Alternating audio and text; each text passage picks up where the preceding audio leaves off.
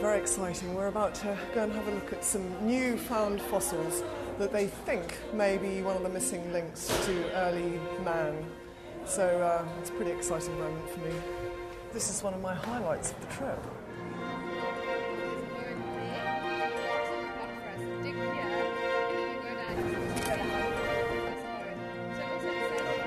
Well, it's particularly exciting because it shows elements of having long arms, which shows that it had an ancestor who climbs in trees, but the explainer here says that it's very definitely bipedal, i.e. it's walking on the ground. It belongs to the genus Australopithecus, which is this one, and it's somewhere between, she thinks, these two.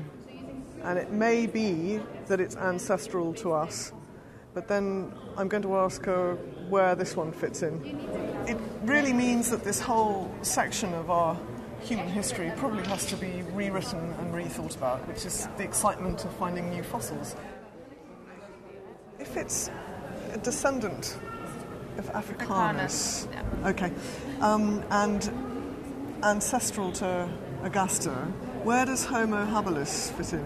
That's going to be one of those interesting questions that hopefully will be answered in the future. Yeah. Right. It'll be interesting how future researchers are going to approach this, and we are going to see questions like this being answered.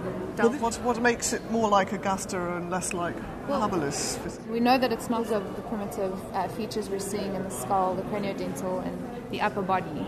So now I think it's up to the rest of the scientists to, pull it forward. Let's see. If you want to call it Homo, why? And then let the debate and let the science continue.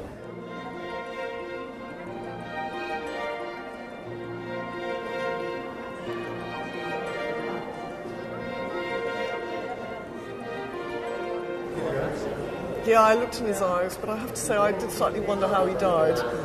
He's only a little boy, he's sort of age 12 or something, so it's a little bit sad to have his life probably shortened by maybe whatever this was.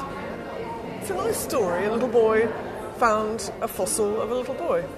So it's quite, and I think that'll appeal to children in Africa, hopefully, to become, budding paleontologists and scientists.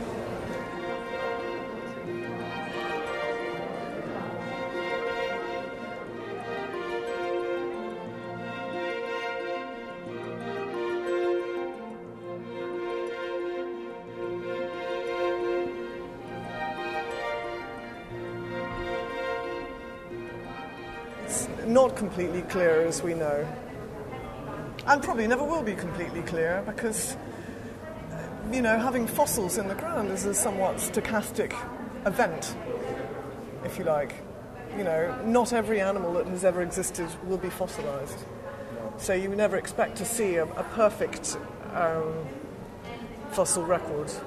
So, gaps and things are just things that you have to accept, and Darwin accepted that, and so should we.